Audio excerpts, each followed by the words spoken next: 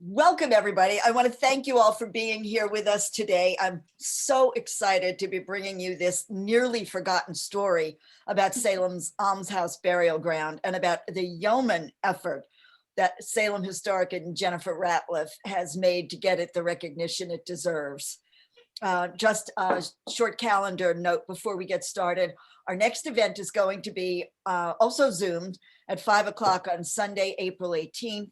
And it's going to be a celebration, something different, a celebration of National Poetry Month. Our featured poets are well known to Salem audiences. They will be Jennifer Martelli and J.D. Scrimger. And but we're going to begin with about 20 minutes of open mic time. So if you have a poem of your own or a favorite poem that you'd like to share, please bring it, and you'll be able to read beginning right at 5 o'clock. And we'll be putting out a notice about this in about a week. But on to today's program.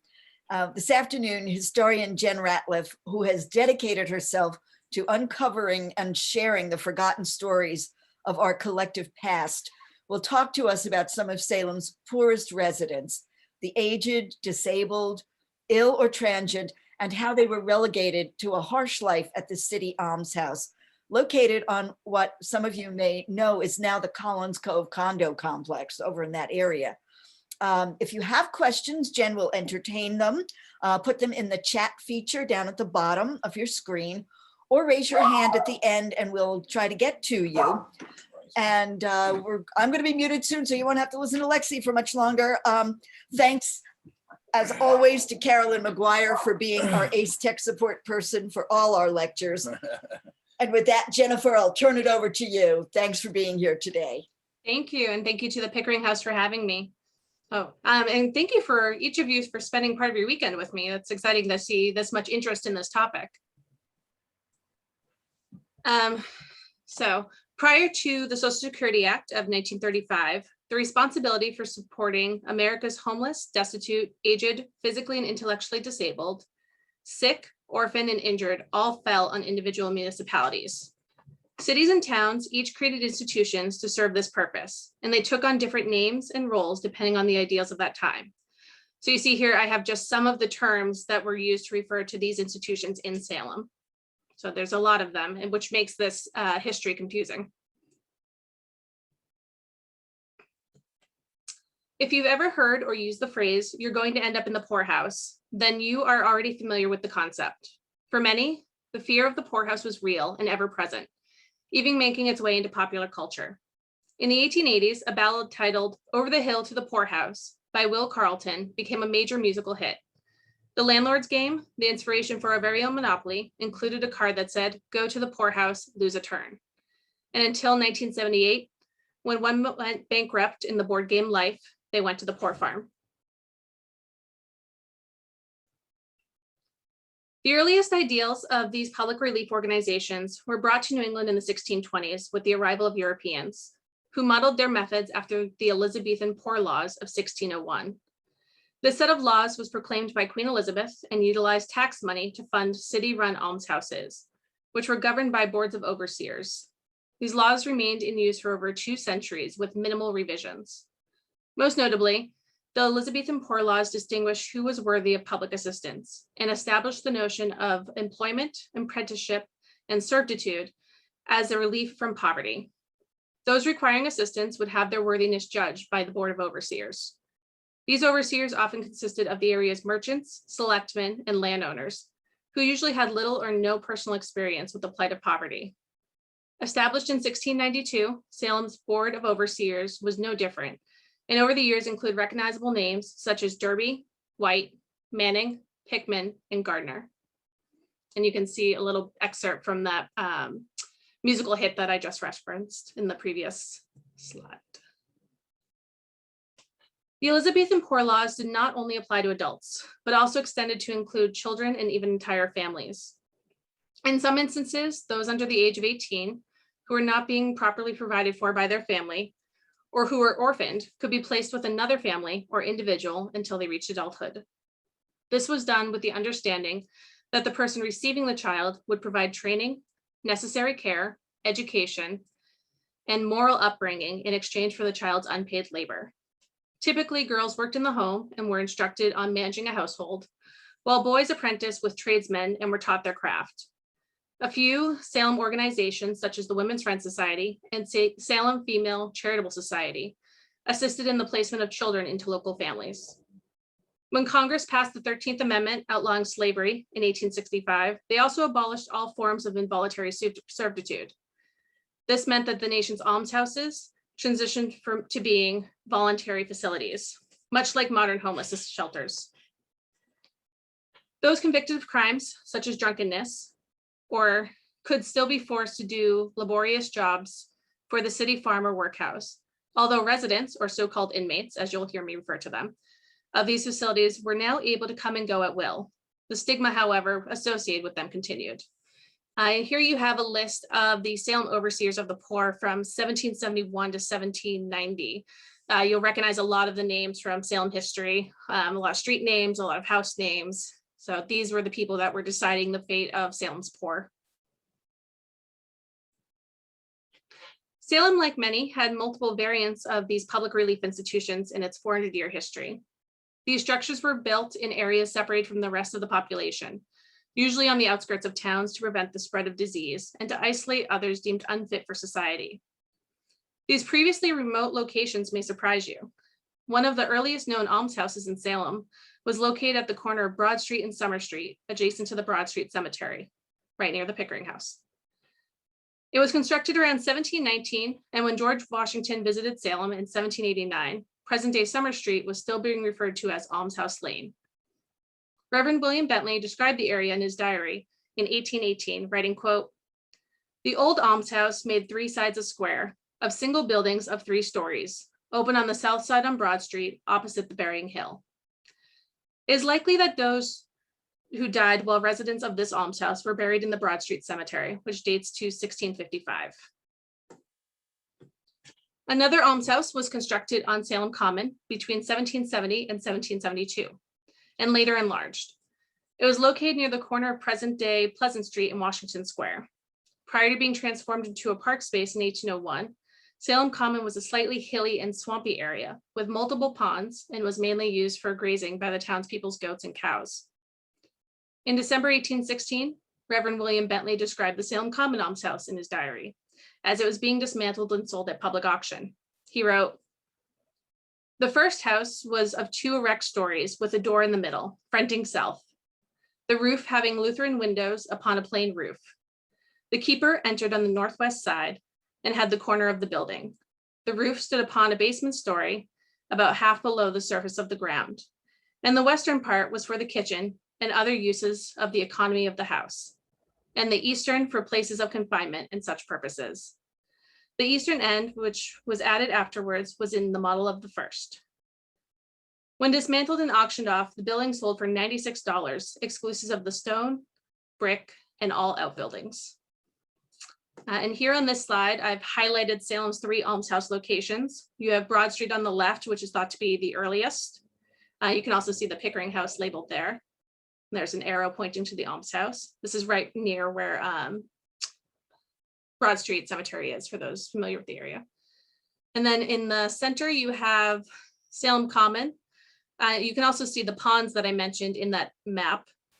And over on the top right, you see an arrow pointing to a location on Collins Cove, which I'll talk about next. As Salem's downtown developed and these locations became more desirable, the almshouse was again relocated. In 1747, a 15-room pest house was constructed on what was then known as Pignall's Point or Roach's Point on Collins Cove. Near what would come to be known as Almshouse Wharf, a small burial ground was created for the pest house's victims of smallpox and other contagious diseases. At the time, Salem Neck was largely undeveloped and utilized mainly for fishing and farming, with some industrial wharves lining the harbor. Until the late 19th century, a gate separated Salem Neck and the town pasture from the rest of the town. There were very few structures past Blockhouse Square, which is where Fort Avenue and Derby Street meet. According to a 1998 article by Michael Sokolow, published in the New England Quarterly, the edge of Salem Neck was also home to many of Salem's African-American residents. Sokolow states, that by the 1850s, quote, several Black households were situated along Essex and English streets, and more families lived on East Webb Street. The area had a reputation of being seedy and unsafe, and it was close to Phillips Wharf, the noisy and polluted terminus for the busy Essex Railroad. The empty side warehouses, noisy smoking locomotives, and drab institutions for the poor and mad were all unattractive features of the area. In 1799, a new hospital was built at the edge of Salem Neck, in the area now known as Hospital Point in Salem Willows Park. Previously, Cat Island, also known as Children's Island, had been used to isolate smallpox victims. Salem Willows Park gets its name from the white willow trees that were planted there in 1801. These trees originally offered shade to patients as they were treated at the hospital, and later created an escape from the city's summer heat for residents and tourists. The hospital was lost to a fire in 1818, but was quickly rebuilt. It was destroyed by fire again in 1846. In 1858, 35 acres along this waterfront was designated a public park, and the Salem Willows quickly grew in popularity. During the summer months, horse cars could transport as many as 10,000 visitors to the Salem Willows. Headstones were said to be visible near the old hospital site in the Willows until the 1860s.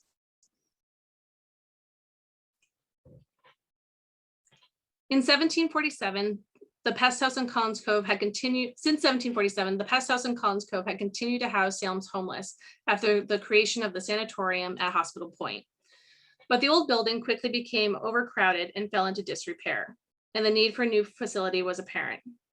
In January 1812, Reverend William Bentley remarked on the abandoned pest house, writing in his diary, quote, "We have examples throughout the country of persons frozen to death. One Black man in his hovel and one child in the old almshouse perished in Salem.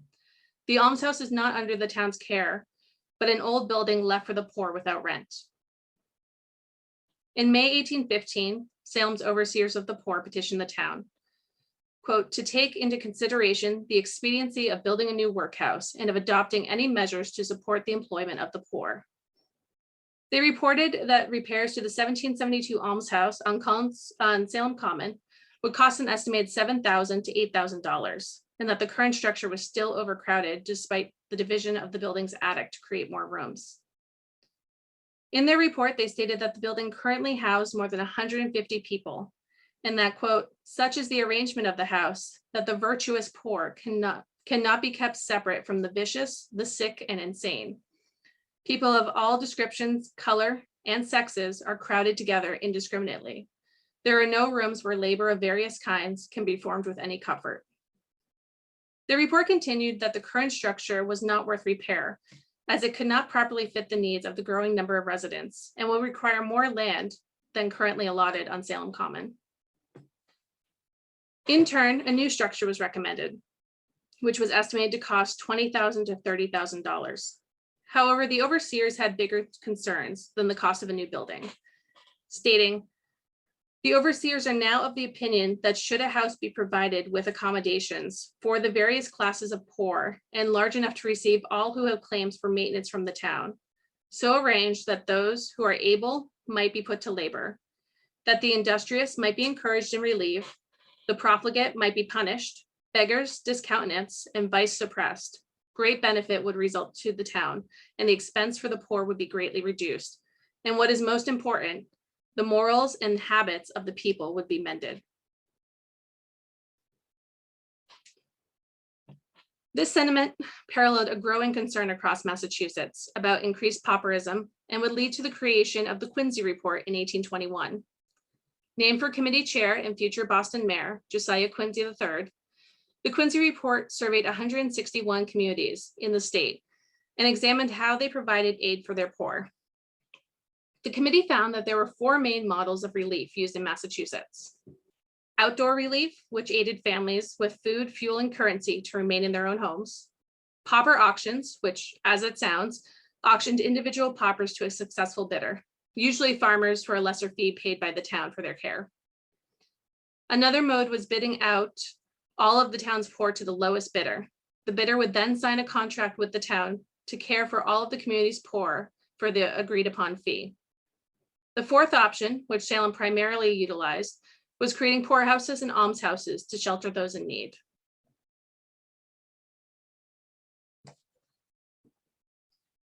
On November 30th, 1816, Salem opened its last almshouse on land overlooking Collins Cove. The first two volumes of the Annals of Salem, published in 1827 and 1849, describe the affair, saying, quote, "On the premises of the old pest house, where lie the silent remains of many a respectable tenant, swept away by contagious disease, they erected an almshouse." This impressive five-story structure was designed by Boston architect Charles Bulfinch and sat at 200 feet long and 50-foot wide, and had two 50-foot wide wings. The property also contained two hospitals and a chapel. On February 17th, 1817, Bentley wrote in his diary, quote, "For the first time, I attended a funeral in the new charity house. We had our prayers in the chapel, and I urged it as a rule. The presence of the corpse is an ancient superstition. The coffin was made in the house, the grave was dug by the subjects of the house, and the bell of the house was tolled. The body was conveyed by the people of the house, and all done by themselves. I proposed another graveyard in Spring Cove to lessen the present burying place by bringing the western wall to the gravestones." Burials were regularly recorded in the reports of the overseers of the poor. Initially, 10 to 20 individuals were interred by the almshouse annually, each with a fee of $5 listed beside their name for the cost of their coffin, grave clothes, and burial. Often, Salem's overseers of the poor sought repayment for these burials by contacting other municipalities where the deceased or their next of kin may have lived. If you look at this lithograph, you can see an arrow that points to the neck gate that I mentioned previously. It separated the pasture from the rest of the town. And then the buildings on the right, those are the last of Salem's almshouse. So the building built by Bulfinch, you can see there. And the wharf is to the right.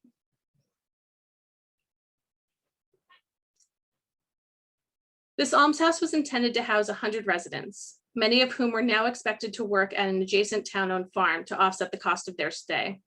Salem Neck had long been used as pasture land for Salem's livestock.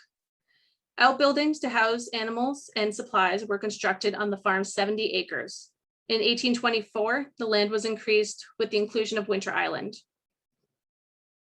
In the 1830s, Salem incorporated as a city, and its farm was so successful that produce could not only be used to feed the residents of the almshouse, but could also be sold for profit. According to the research of Dr. Sally McMurray, quote, "By 1871, the farm produced 75 tons of English hay, 4.5 tons of straw, 6 tons of salt hay, 900 bushels of potatoes, 5 tons of carrots, 8 tons of mango beets, blood beets, turnips, onions, 3 tons of squash, 1,500 heads of cabbage, sweet corn, tomatoes, beans, apples, rye, barley, and pork."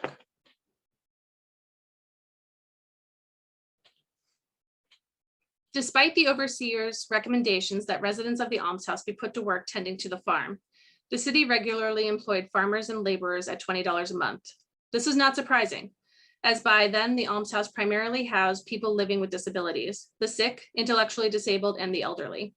The shift was the result of the creation of several benevolent institutions, which formed in the second half of the 19th century. In Salem, these institutions included the Plummer Farm School on Winter Island, which opened in 1855 to provide school for the instruction, employment, and reformation of juvenile offenders. The school operated as an alternative to jail, but also served as an orphanage for boys.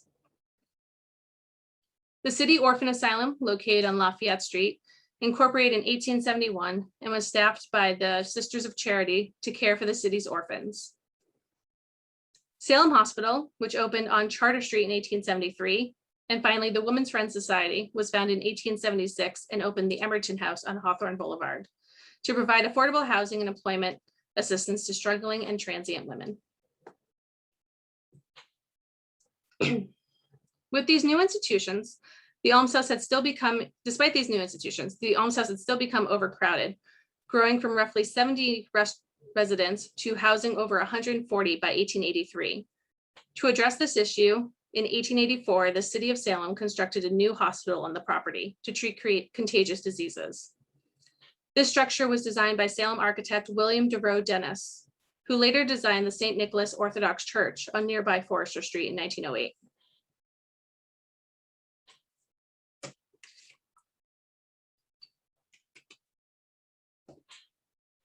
In March 1883, scandal erupted when the Massachusetts State Almshouse at Tewksbury was investigated for poor conditions. Rumors had circulated for years regarding the institution's mismanagement. The Boston Globe chronicled its investigation, dedicating multiple front pages and supplemental issues to the story. The public was shocked to learn of an extensive enterprise between Harvard Medical School and the state almshouse. Dr. Dixon, a former Harvard physician, was the first to be questioned by Massachusetts Governor Benjamin Butler and his committee.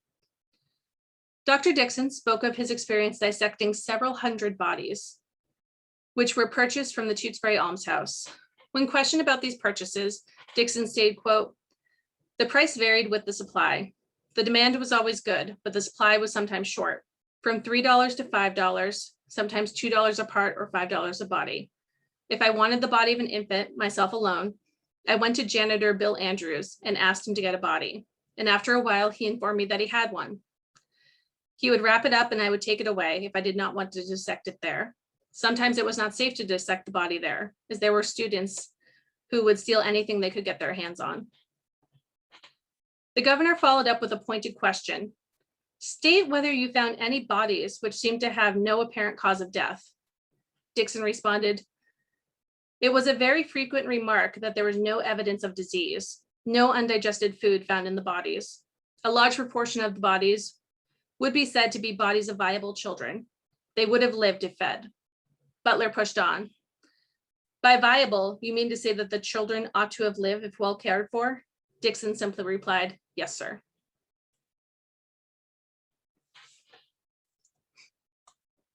The day's questioning focused heavily on those that died at the almshouse and the stewardship of their remains.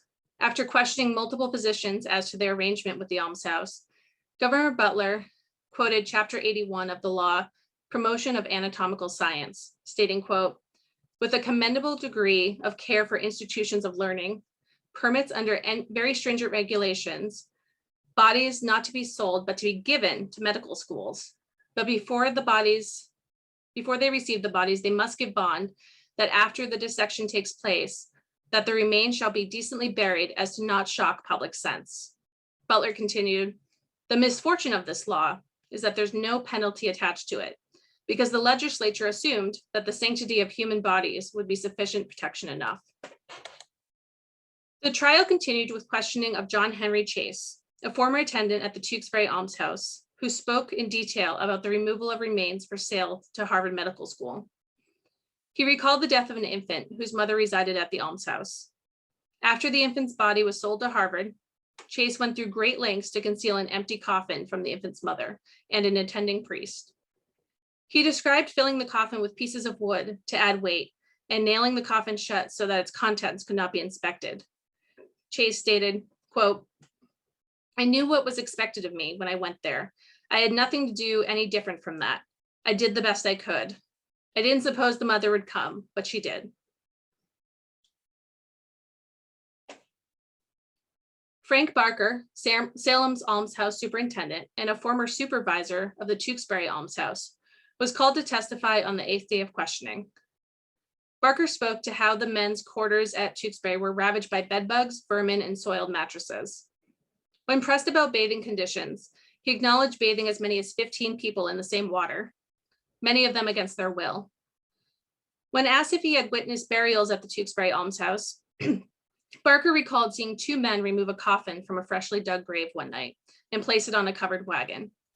He observed the empty grave the following morning, but made no attempt to learn what happened to the coffin. In the 1870s, Salemite David Ring lost his leg while working for the Eastern Railroad. His wife Johanna struggled to support him, but ultimately he was sent to live in the Tewksbury Almshouse. Upon receiving notice of David's death there, his wife purchased a coffin and took the next train to Tewksbury to bring his body home to be buried. Upon arrival, Johanna was told that there was no body for her to take home, saying they had already buried him, blaming the heat. Despite seemingly mounting evidence, the general court rejected many of the Butler's committee's accusations of abuse and misconduct against the Tewksbury Almshouse. However, the negative press led to improvements in new management. Governor Butler later wrote of the trial saying, quote, "The investigation was productive of great good because it called the attention of the whole people of the country in the several states to the condition of things and institutions. and investigations of like character into their affairs in the succeeding year were quite general and caused great reform.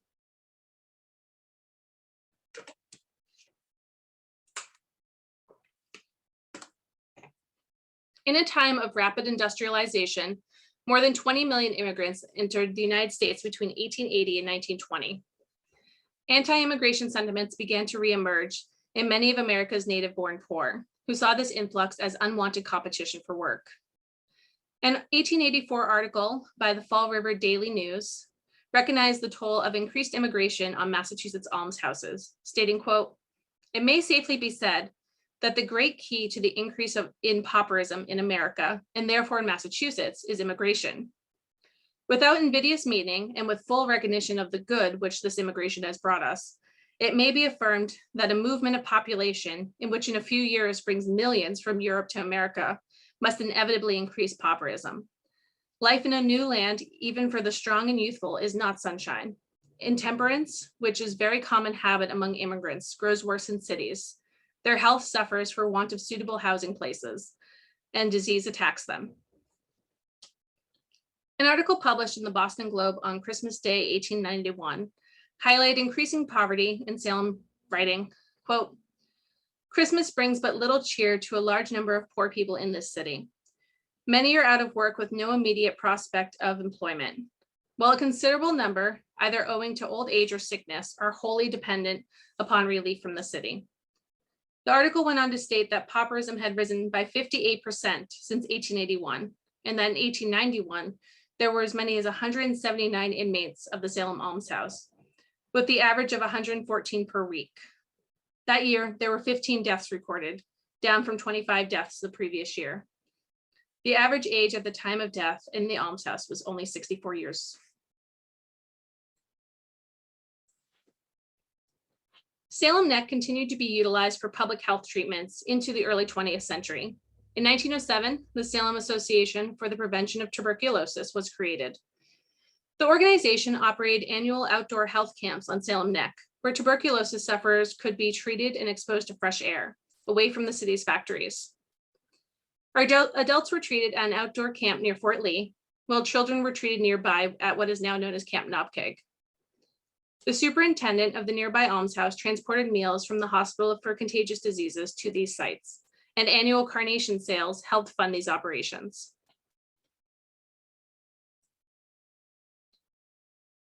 The nearby Salem Willis Park had continued to grow in popularity, attracting thousands to its shaded promenade, bathing beaches, amusement parks, and restaurants. In the 1920s, a new ballroom opened on the line, which showcased headliners such as Duke Ellington and Count Basie. However, the city's industrial businesses were soon hit hard by the onset of the Great Depression. The creation of Works Progress Administration projects offered renewed hope in the city and employed many of out-of-work Salemites. At the time, Salem was celebrated as the first New England city to get back to work after receiving funds from the Emergency Public Works Program. Many credited the creation of jobs to then Mayor George J. Bates for his submission of a thorough work plan and a personal visit to Washington, D.C. One of these projects included filling in a portion of Collins Cove, which extended Lower Essex Street to create present-day Zettella Lane. This new road abutted Almshouse Road, lessening the divide between the Almshouse site and the rest of Salem Neck. A baseball field was soon added, and later Bentley Academy Charter School would occupy the site. Due to the decline in profits, the city farm ceased operation in the late 1940s. And following World War II, the former farm area was developed into neighborhoods for returning GIs.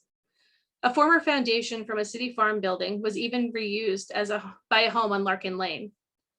In 1948, residents petitioned the city to rename Almshouse Road, as they found the name disparaging.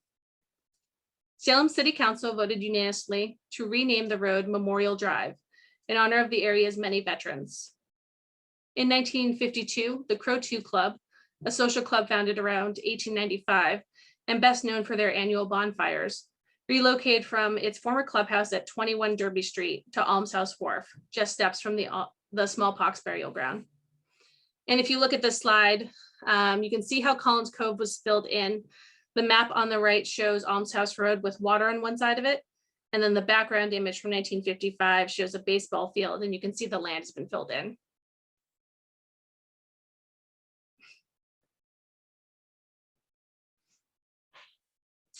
On November 28th, 1953, the front page of the Salem Evening News read, "Crumbling Almshouse to be evacuated by December 31st. Ancient structure condemned as fire trap for residents. Would require a fabulous sum for repairs. Will transfer inmates to city hospital or nursing homes." The announcement came after 6 months of stymied deliberation by Salem City Council. After consulting with state authorities as to the condition of the almshouse, then Mayor Francis X. Collins stated, quote, "They support the one incontestable conclusion. The city home, after 130 years of service, should be closed." He urged the city council to expedite their vote and swiftly evacuate and shutter the building by the end of the year, refusing to prolong any conversations with councilors. On December 12th, Mayor Collins stated, quote, "The physical deterioration of the structure has hastened in recent years because of the repeated maintenance reductions by the city council." He continued, "Our own building instructor here in Salem has reiterated that the almshouse is a fire trap. The Board of Health, the Salem Board of Public Welfare recommended that the city home be discontinued on December 31st. The almshouse superintendent, in his annual report, has repeatedly deplored the condition of the institution. There is nothing more I can say than this. Continued occupancy of the building is so hazardous that there can be no other consideration." City councilors were reportedly incensed by Mayor Collins' absence at their meeting and expressed their concerns over the relocation of remaining inmates of the almshouse. Chairman Francis was quoted as saying, quote, "These were once proud citizens of Salem. They built homes, raised children, and paid taxes. All that is left for them now is the companionship of one another, which they find and enjoy in their sort of community living. If we could improve their surroundings, I would not hesitate to support their permanent transfer to rest homes and rooming homes. But we would be offering these folks no more safety than they enjoy now." He continued, "They spent months investigating rooming houses and rest homes. They were disgusted at what they learned. One man dead 7 days before his body discovered, another dead for 3 days."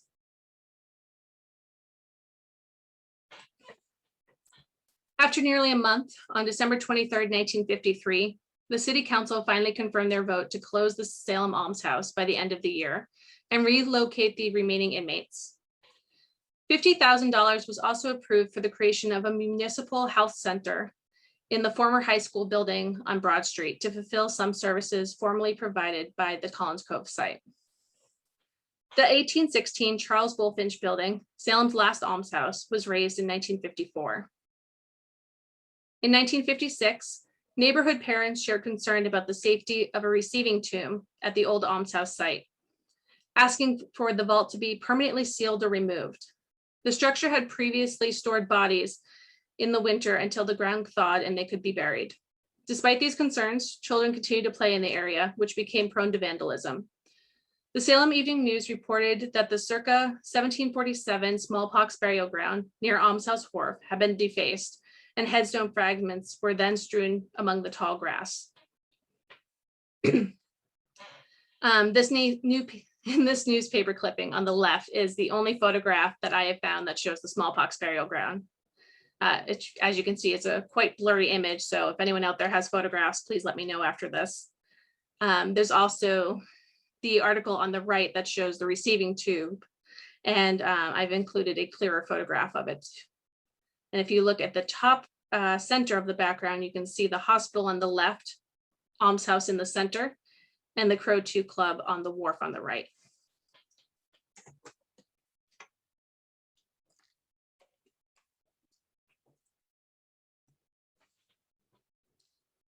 In 1969, the Hospital for Contagious Diseases, then known as the Chronic Care Hospital or Salem Health Department Hospital, was also condemned by the State Department of Health. Beginning in 1952, the hospital had pivoted to primarily caring for the elderly and chronically ill. Despite the building being condemned, the hospital was allowed to stay in operation until 1975, when the Shaughnessy Kaplan Rehabilitation Hospital opened on Jefferson Avenue. The Collins Cove site then sat vacant and overgrown, suffering its own vandalism. 5 years after the hospital in Collins Cove was shuttered, Salem City's Council began holding public hearings and reviewing proposals to redevelop the area.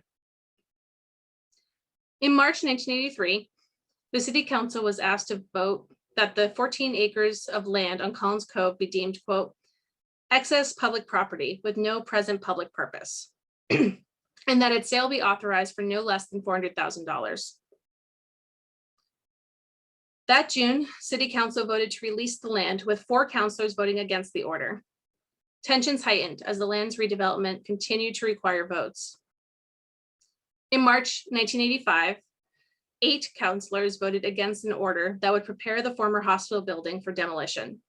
Historic Salem also communicated their opposition to the building's demolition, stating that it has been recognized as a locally significant landmark building by the National Registry. If you look at the photos on the slide, the black and white photograph shows the hospital around 1920, and the color photograph is from 1983. And you can see how poor the condition already was by then.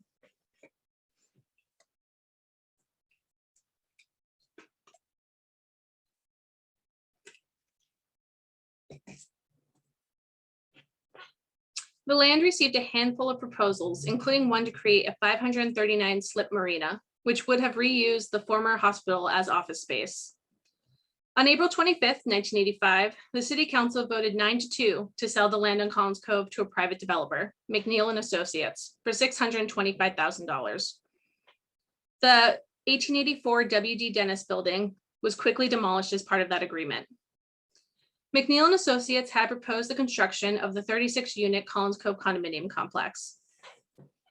The sale agreement included stipulations from the City of Salem, such as the creation of a public pathway and public access from Memorial Drive to the Almshouse Wharf. The Crow 2 building on the wharf would be replaced with a new clubhouse, which the condominium association would then lease a portion of back to the Crows. One of the most noteworthy stipulations was that, quote, the cemetery site as defined be restored and maintained in perpetuity and public access will be allowed. You can see the image on the top left-hand corner is the proposed Collins Cove Marina, which was denied. And the background image shows the land as it was received by McNeil and Associates. You can see I have enlarged a detail that says, quote, possible grave site, and gives the measurements of 20 feet by 20 feet.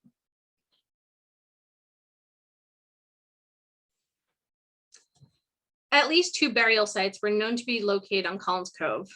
The earliest, the circa 1747 smallpox burial ground located near the wharf, and another, likely unmarked, behind the old hospital building.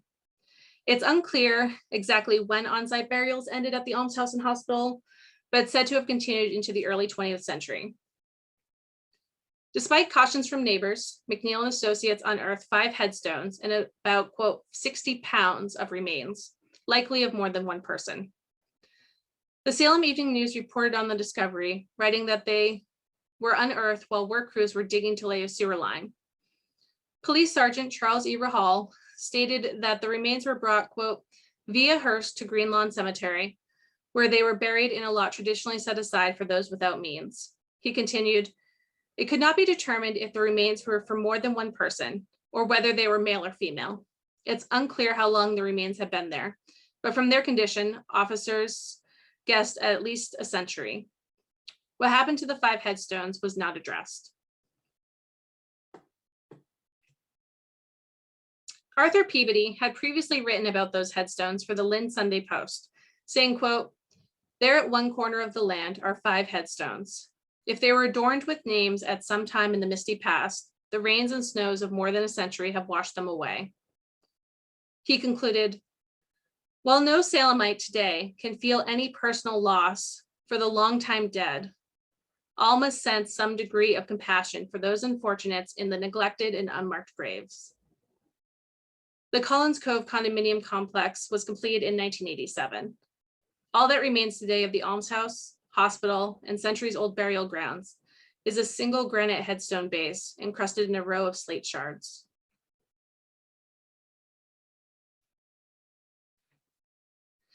Now, when I have been asked how I was introduced to the history of the site, all I can say is that this project found me.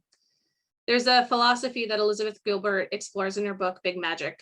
The theory piggybacks off of Roman and Greek mythology as well as Albert Einstein's proclamation that everything is energy.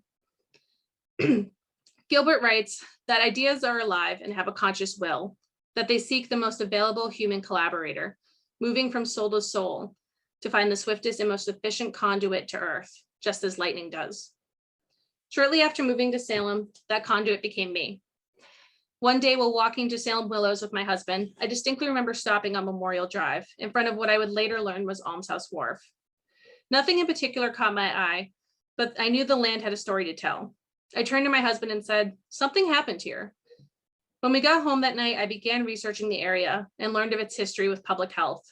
I came across an old article by Jerome Curley that mentioned the smallpox burial ground, and I became intent to learn as much as I could about its disappearance.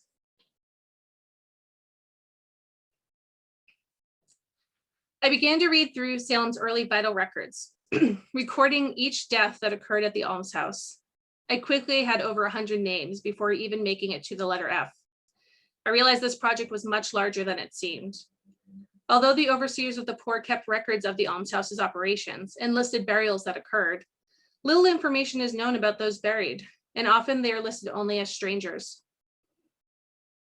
No known plot map exists of the smallpox burial ground, and it is likely that the hospital's burial ground was entirely unmarked. This is where many genealogists likely hit a major roadblock in tracing their family trees. Piecing together who is buried here could easily be a multi-year project, and unfortunately, we would still be left with questions as to the identity of those interred.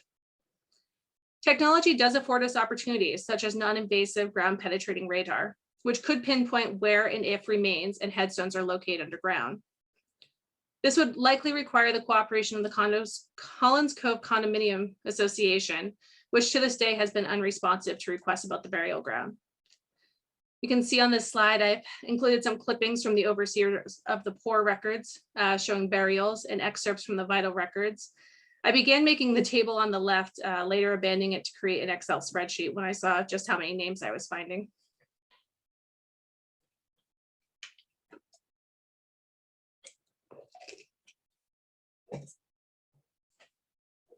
As I continued to research the almshouse, I was amazed at how entrenched it was in the community and Salem's history. An example of this is the many connections that exist between the site and the House of the Seven Gables. In his 1851 book by the same name, Nathaniel Hawthorne writes of a character's reluctant anticipation of finding respite when he is old enough to, quote, retire to the farm, a euphemism for the poorhouse. In life, at least 2 residents of the Turner Ingersoll mansion, known as the House of the Seven Gables, were buried at Salem's almshouse on Collins Cove. In 1773, Lewis, a man enslaved by the Holmes Turner family, died at the pest house after suffering from smallpox. In 1804, Ebenezer Ingersoll, a prominent resident of the same house, was also laid to rest in the same burial ground after returning home from sea with a deadly fever on the schooner Peacock. Despite their disparity in life, like many, they are remembered by only a single piece of broken stone.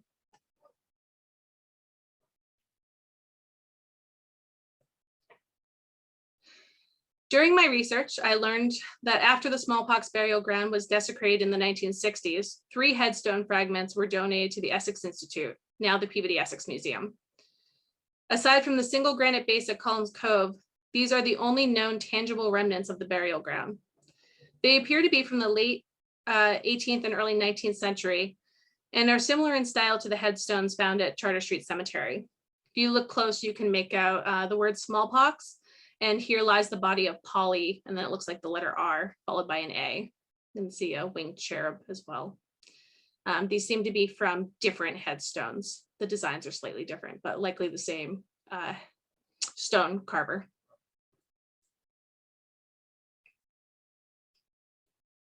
In the summer of 2019, I began reaching out to City Hall and Salem's cultural heritage organizations in search of support for the creation of a memorial to those buried on Collins Cove. The proposal was initially met with mixed reviews, as much of the area's history and ownership was unknown. Thankfully, Historic Salem and the Salem Historical Commission quickly signed letters of support, and the Salem News dedicated a front page to the story that November. But the onset of the 2020 COVID-19 pandemic meant a loss in momentum for the project. In the summer of 2020, with the help of City Councilor Ty Hapworth and the city's preservation planner, Patty Kelleher, The memorial gained renewed interest and received the support of Senator Joan Lovely, Representative Paul Tucker, the House of the Seven Gables, and Salem Historical Society.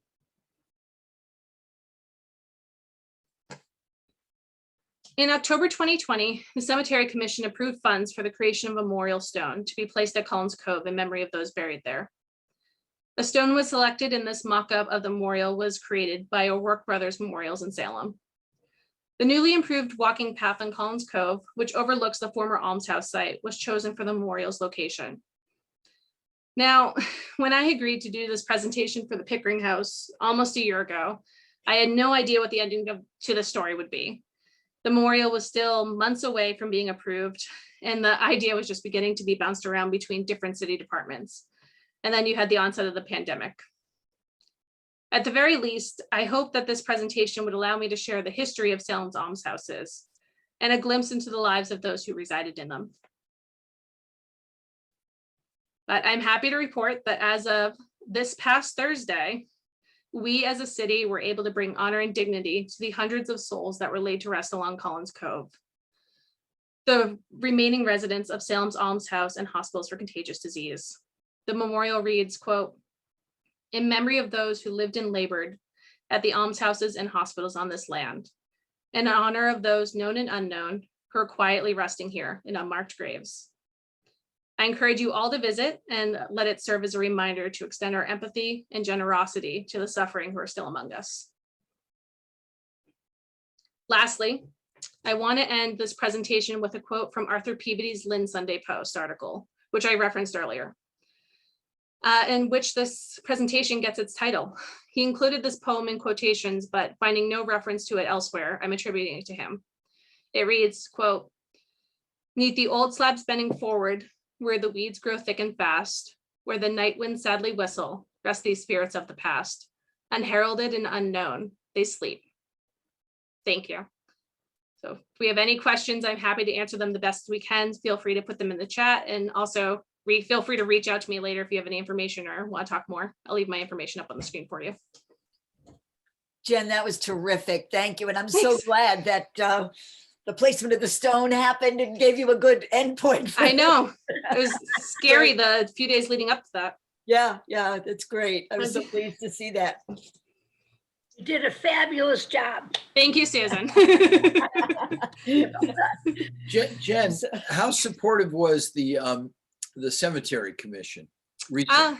So initially they weren't sure who had jurisdiction over it because it had been a city cemetery, but it was no longer recognized as such. So it got bounced around between the historical commission and the cemetery commission. I am happy to report, though, that I am now on the cemetery commission, so it supports this project a lot. I think that was my point. I'm now on the cemetery commission, so we have the right person on the cemetery. yes. Very wise appointment. Very wise. And Susan, in all deference to you. Yes. Too. Oh, yeah. Oh, well, I recommended Jen for the cemetery. I Yes, thought she so, did. yeah. And Susan worked hard for both Jen's work and our work over here for the Timothy Pickering DAR plaque as well. So thank you. Yes, thank you. Well done, Jen. Jen, you did a great job. Thank you. Anyone who has questions, feel free to put them in the chat. I'm going through them now. I give you more information for the trolley. That's Yes, now you can talk about it when you go by. You can see it from the street, so that's helpful. She heard you. I heard you. did. That was my wife. Oh, I found it so interesting. Yeah. Thank you. I just put a question in the chat that someone had sent to me directly by accident. Can you tell us more about the park and walkway where the memorial is?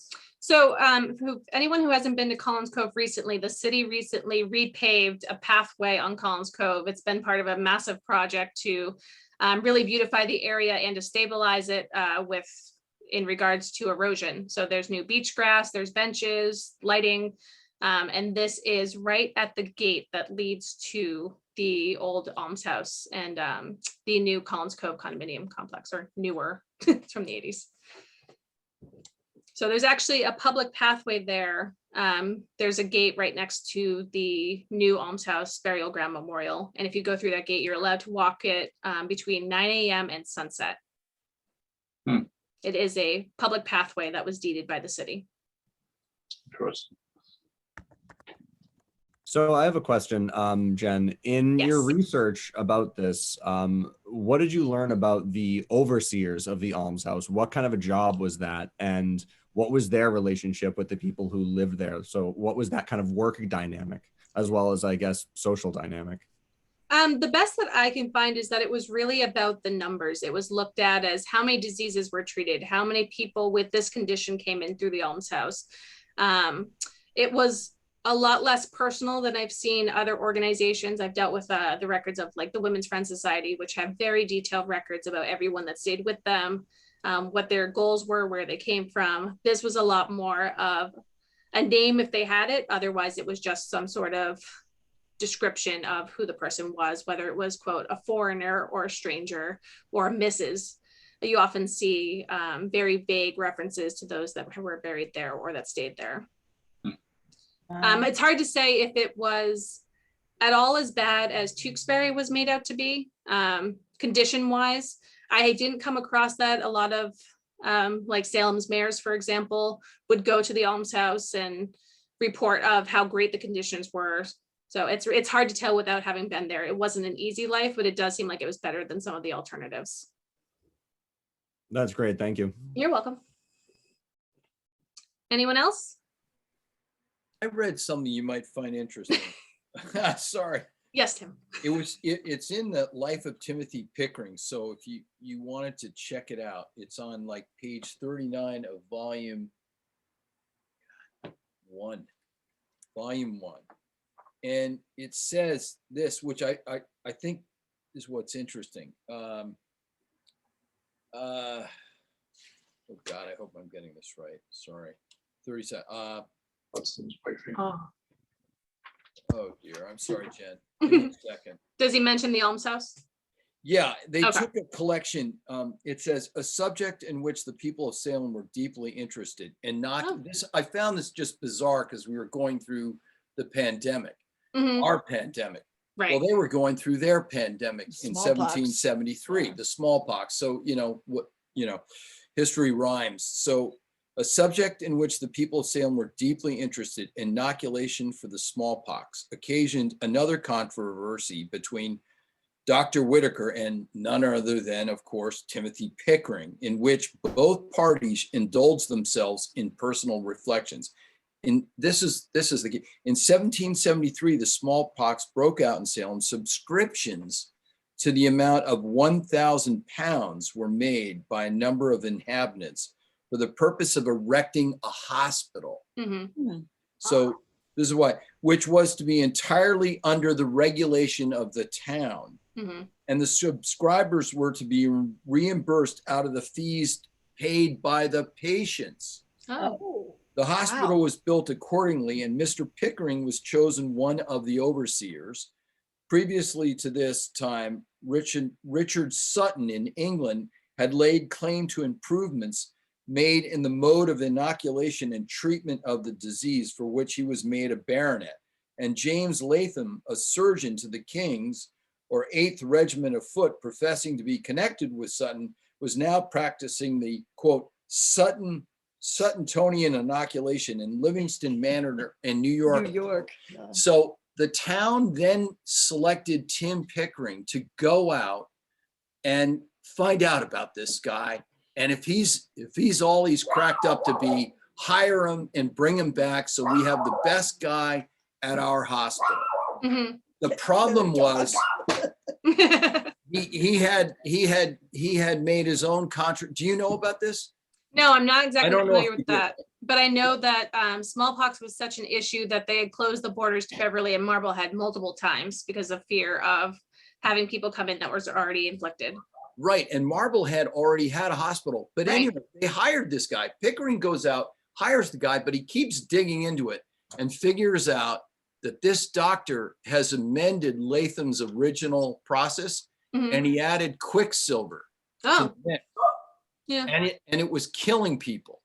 And Pickering figured it out. And in classic Salem fashion, the city broke into 2 armed camps over, whether Pickering was right or blah, blah, blah. And in the end, well, Pickering was right.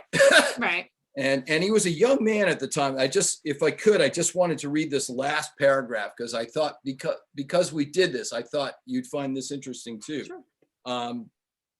So he writes to Dr. James Latham at Salem Hospital. Sir, I've just received your letter dated at Salem Hospital, the 19th instant, in which you request me to meet you today at Mr. Goodhue's Tavern. I'm ignorant, by the way, of Goodhue being one of those overseers from what I could see. Right. I'm ignorant of any business you can have there to transact with me. When you have informed me of your design in making this request, I shall be able to give you a further answer. At present, I can only assure you that I am, sir, and then he signs his name. These controversies, although of little interest at the present day, were no doubt permanently useful to Mr. Pickering, as the exercises contributing to give him a facility in composition and as a discipline fitting him to bear with the equanimity and undeserved reproaches of political opponents at the subsequent periods of his life. One of the antagonists, after the excitement respected Dr. Latham had subsided, testified to the regret for the pain he must have given Mr. Pickering by his harsh strictures that he had made concerning him about the smallpox vaccine. But Mr. Pickering told him that they had caused him very little uneasiness at the statement that the gentleman expressed surprise, for Mr. Pickering's severe remarks, he said, produced quite a different effect upon him. He had signed a whole bunch of anonymous letters to the Salem Gazette or whatever it was back then as the voice of truth. The voice of truth or something to that effect. And it says, yes, Mr. Pickering's severe remarks, he said, produced quite a different effect upon him. Yes, said Mr. Pickering, and I will tell you the reason. My pen was pointed with truth. So he said, this nonsense of this inoculation, I told you the truth. It's not working. He's killing people. You don't have to apologize for me. I told you the truth about, and I just found it when I read this, Jen, and I knew what you were doing and I knew about the Almshouse. I was like, I was totally blown away because we were going through the same kind of thing. How are we going to deal with this disease? How do we cure it? What do we do? And there were controversies back then, just like there are now. Over You'll see a lot of crossover, especially now that I've scratched the surface on this concept. You'll see just how involved the city was with public health and with serving the impoverished community. I have a few questions I just want to touch upon. Someone asked if the Pickering family owned the land that the Almshouse was located on. At the time, it was city land, but I'm guessing that one of the Pickerings owned it at one point before the cemetery was built. First Almshouse, yes. Yeah. That would be my guess. A few questions about, so the different residents of the Almshouse, was it more men? Was it more women? What kind of ethnic groups were represented? It really changed. It was hundreds of years in Salem history. So at certain points, you had a lot more women and families. Later, you had a lot more single men and veterans who couldn't care for themselves and had no one to help take care of them. And as more benevolent societies like the Women's Friends Society and the Home for Orphan Children came along, you saw the change in the Almshouse of what kind of people were represented, and it stopped being more families and started being more single men. And as far as ethnic groups goes, you saw a lot of Irish, but it also changed depending on the time period. So when you had Polish families that were moving to Salem, you would see more Polish families. When you had Irish, you'd see more Irish. And it, for a while, had been a lot of European Salemites who had grown up in the area, and then it transitioned to being a lot more immigrant groups. And it really just changed as the years progressed, and it depended on what was going on in the world and in Salem. I didn't find anything specific about church groups. Someone had asked if churches helped the Almshouse. As you could tell, Reverend William Bentley was heavily involved. He belonged to the churches, which is now the Salem Witch Museum. And so I know that he was heavily involved. You had priests from the different churches that came to do services when someone would pass away. But as for providing for them, I haven't come across that. I know that some buried parishioners of theirs in their own cemeteries if they died at the almshouse, but it wasn't as common.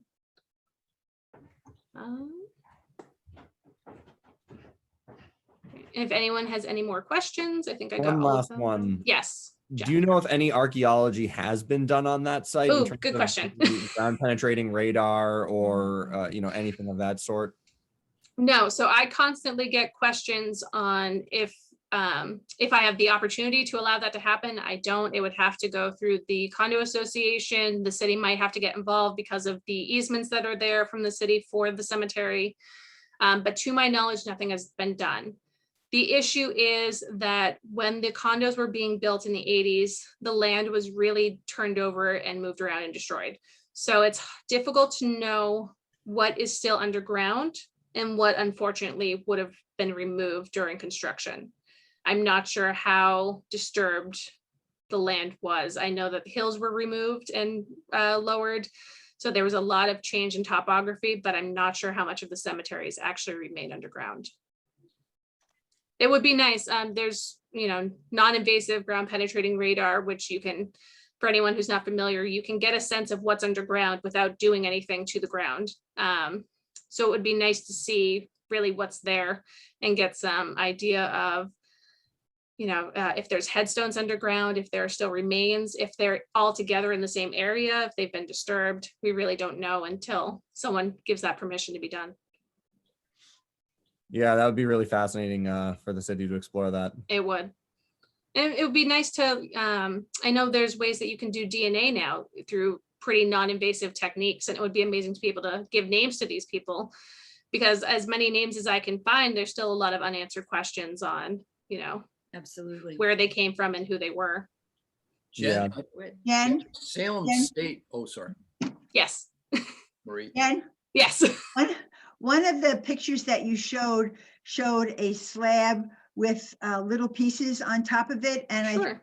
I think you said that it was at those, somewhere with those Collins Cove condominiums are. I walk there a lot and I don't remember seeing it. So could you tell me where I would look for it? Sure. So when you say you're walking from Collins Cove towards the wharf, the last set of buildings before the wharf, there's a little kind of like an inlet that goes in, like a little rounded circle. You'll often see little memorial statues there.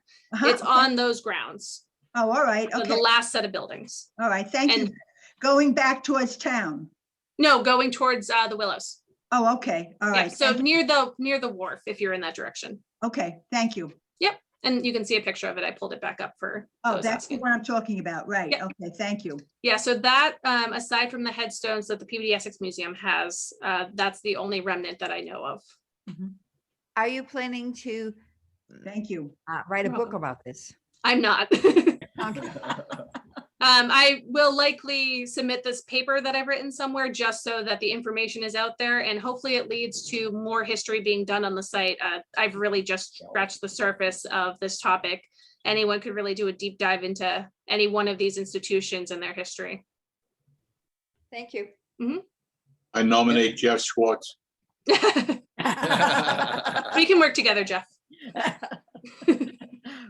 When Peter Sablock was still at the university, he had a crew come in and do some ground sensing radar here at the Pickering house. It was very interesting. We were so hoping to find the original structure, where the site of the original structure. The structure was gone, but I think he retired before he got to the other half of the yard. So, we But don't know, I think Salem State still owns that oh, equipment. I imagine Yes. they do. Yeah. So, yeah, might be Yeah, great. whoever's replaced Pete Sablock in the. Yeah, we need to get a hold of Get a him. hold of him and get him out there. Yeah.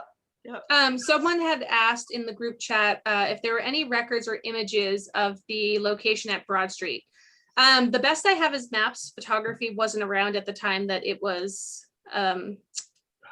built or before it was taken down. So the best descriptions I have found are the Diary of William Bentley. Luckily, he was very wordy, so there's some good descriptions there. And then there's a few maps, usually reconstruction maps that include outlines of where the almshouse was. A lot of the information I found was through Salem State University and the Phillips Library at the PBDS Museum. I also was lucky that a lot of people in the community reached out with tidbits and photographs, and I was able to kind of piece together the in-between times of the site sitting vacant and before it became the condos. So thank you to everyone if you submitted something to me in the past year or two. Appreciate it. Oh, wonderful. But if anyone has an image of the cemetery, the only image I have is that newspaper article I shared earlier. So I'd love to see it if anyone has any. I often get these photographs that are really close to the location, but don't show it. So I'm Is- hoping it's out there. What Is ultimately, the Receiving, is the receiving tomb still there or? No, it was removed. It was removed. What were you saying, Jeff? that was my question as well. Okay, yeah, that's gone as well. Do you know when that was removed? Was that part of the condo construction as well? I'm not sure. So like I had shown the newspaper article, parents had requested that it be removed. And I'm not sure if it was removed in the 60s or if it stayed until the 80s and was just closed up. I didn't have any former stories on that. Yeah, I'm sure maybe- someone in the area remembers. yeah, if it was buried and it's still underneath a hillside somewhere, that would be cool. very interesting. Right. Thank you very much, Jen. This was really enlightening. I enjoyed it so much. Amazing. Thank you. Thank you. And Debbie. really appreciate hard the effort work you and- put in. Yeah, Excellent. hard work and just amazing results and so important. Yes, And thank you. Do publish that so, you know, so it's not forgotten again. Yes, I will definitely make it available. I just don't know how yet. Great.